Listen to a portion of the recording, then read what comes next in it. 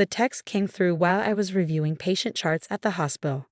Party time changed to 2 p.m. Don't bother leaving work early. My hands trembled as I stared at my husband Marcus's message.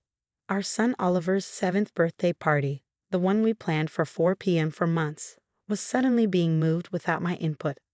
The kids won't even notice you're not there, came his next text, dripping with the casual cruelty I'd grown unfortunately familiar with over the past year. Ever since he'd started his new job at the tech startup, Marcus had become increasingly dismissive of my role as both a mother and a trauma nurse. I took a deep breath, steadying myself against the nurse's station. My colleague Anna glanced over with concern. "Everything okay, Madeline?" Marcus changed Oliver's party time, I said, my voice tight. "He knows I can't leave until my shift ends at 3:30. Anna's face darkened. She'd witnessed Marcus's escalating behavior firsthand at the hospital Christmas party, where he loudly commented on how simple nursing was compared to his work in tech. "That's not right, Maddie. Oliver will be devastated if you're not there." What Marcus didn't know, what I'd kept carefully hidden during months of his increasing emotional manipulation, was that I'd been preparing for something like this. 6 months ago, when the city announced they were looking for donors to fund new playground equipment at Riverside Park, I quietly submitted a proposal. My years of saving, combined with an inheritance from my grandmother, had allowed me to become the primary donor for the project. The playground was being unveiled today, right before Oliver's party, the same party Marcus had just tried to make sure I'd miss. I picked up my phone, fingers hovering over the keys. A year ago, I would have begged Marcus to change the time back. 6 months ago, I might have frantically tried to rearrange my shift. But today, I simply wrote, "Okay, see you there." "What are you going to do?" Anna asked, watching me slip my phone back into my scrubs pocket. I managed a small smile. "I'm going to let him dig his own hole." The next few hours crawled by as I treated patients, my mind constantly drifting to Oliver, my sweet, dinosaur-obsessed little boy who'd been so excited about having his party at the park. He'd spent weeks telling his friends about the super special surprise that would be there. A surprise Marcus assumed was the magician he'd hired, not knowing about the new playground equipment I'd helped design with Oliver's interests in mind. At 1:45, I changed out of my scrubs into the clothes I brought, not the casual wear Marcus would expect, but a crisp blazer and pants appropriate for the playground dedication ceremony. The park director had been more than happy to schedule it right before Oliver's party when I'd explained the situation. As I drove to the park, another text came through from Marcus. "Kids are having a blast. Guess they don't need mom around after all." I parked my car and took a moment to collect myself, watching families stream into the park. The old playground equipment had been hidden behind construction barriers for weeks. Now those barriers were decorated with birthday balloons, Marcus's doing, but he hadn't noticed the small stage set up nearby or the city officials gathering for the ceremony. Through the crowd, I spotted Oliver in his favorite dinosaur t-shirt, bouncing excitedly as his friends arrived.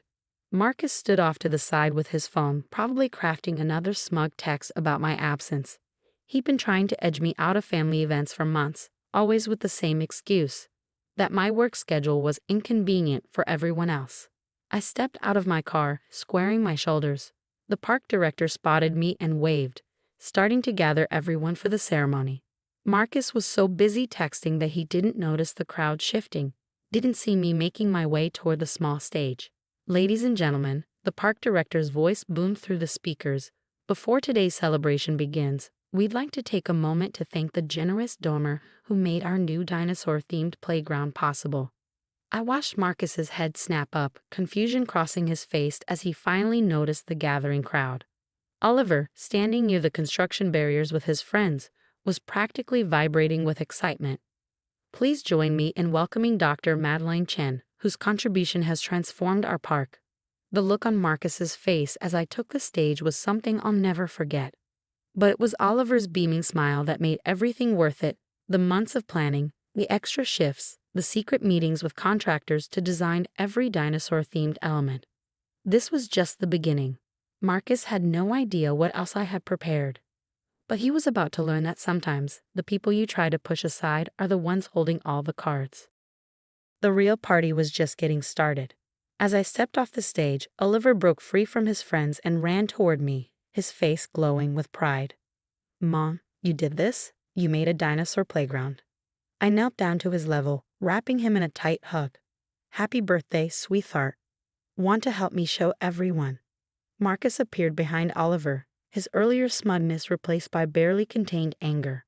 "Madeline, what is this? How did you?" He glanced around nervously at the gathering crowd of parents and city officials. "Not now, Marcus," I said calmly, taking Oliver's hand. "It's time for the unveiling." The construction barriers came down one by one, revealing the playground I'd spent months helping to design. A massive climbing structure shaped like a brontosaurus, its long neck forming a twisting slide, velociraptor-themed spring riders, a T-Rex climbing wall with fossil-shaped handholds. Even the ground had been specially designed with patterns that looked like dinosaur tracks embedded in stone. Oliver's friends rushed forward, squealing with excitement. "This is the coolest thing ever," one shouted. "Oliver, your mom is awesome." I watched Marcus's face cycle through emotions, shock, embarrassment, and finally, the dawning realization that his attempt to exclude me had backfired spectacularly. Parents approached to congratulate me, many of them familiar faces from the hospital where I treated their children. "Dr. Chen, this is incredible. Such a wonderful gift to the community." No wonder Oliver's been so excited about his party. Marcus tried to regain control of the situation, stepping forward with his phone. "Yes, well, we should get started with the magician I hired." "Actually," I interrupted smoothly, "the paleontologist from the Natural History Museum should be here first."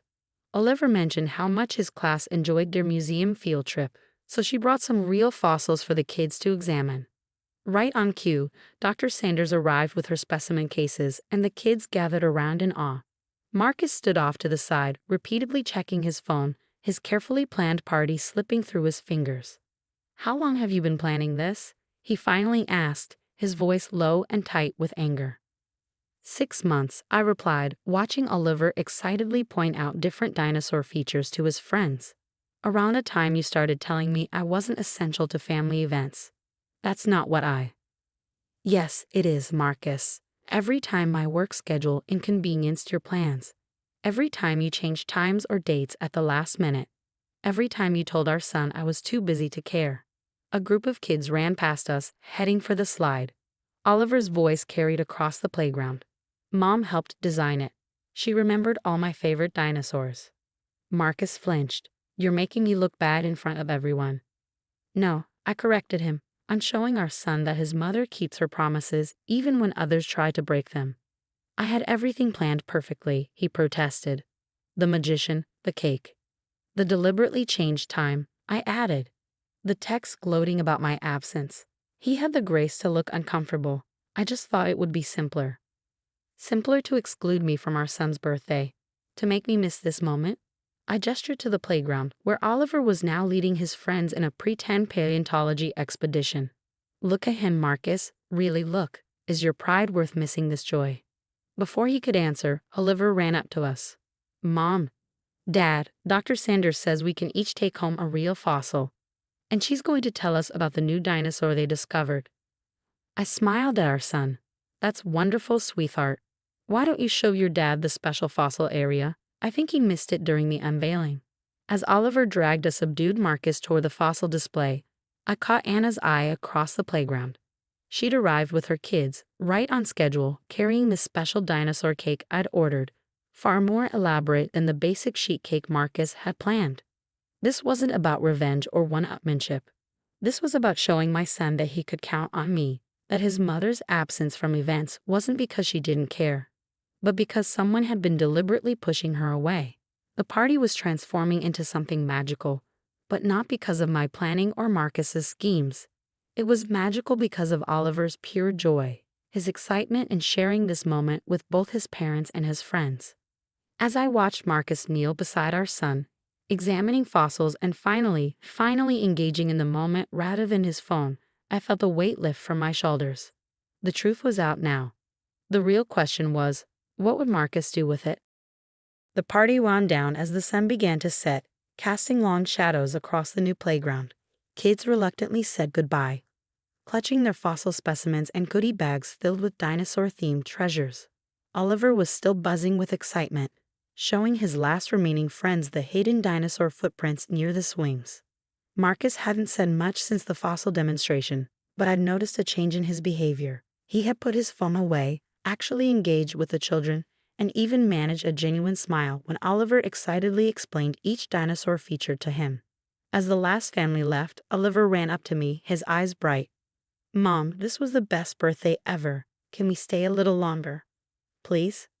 I glanced at Marcus, who nodded slightly. 10 more minutes, sweetheart." While Oliver raced back to the T-Rex climbing wall, Marcus approached me, his earlier anger replaced by something that looked like shame. "The hospital board approved the donation 6 months ago," I said before he could speak. "I took extra night shifts to make it happen. All those times you thought I was choosing work over family, I was building this." "Why didn't you tell me?" he asked quietly. "Would you have listened, or would you have tried to take over, like you did with every other family event this year?" He flinched at the truth in my words.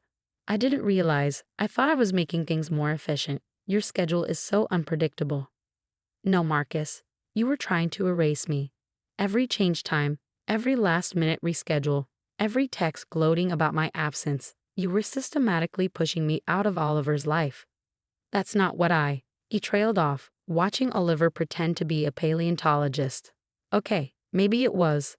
I got caught up in this image of being the fun parent, the one who could always be there. It was easier than admitting I was jealous." "Jealous? Of what?" "Of your connection with him. Oliver lights up when he talks about you. Mom saves people at the hospital. Mom knows all about dinosaurs. Mom never breaks her promises.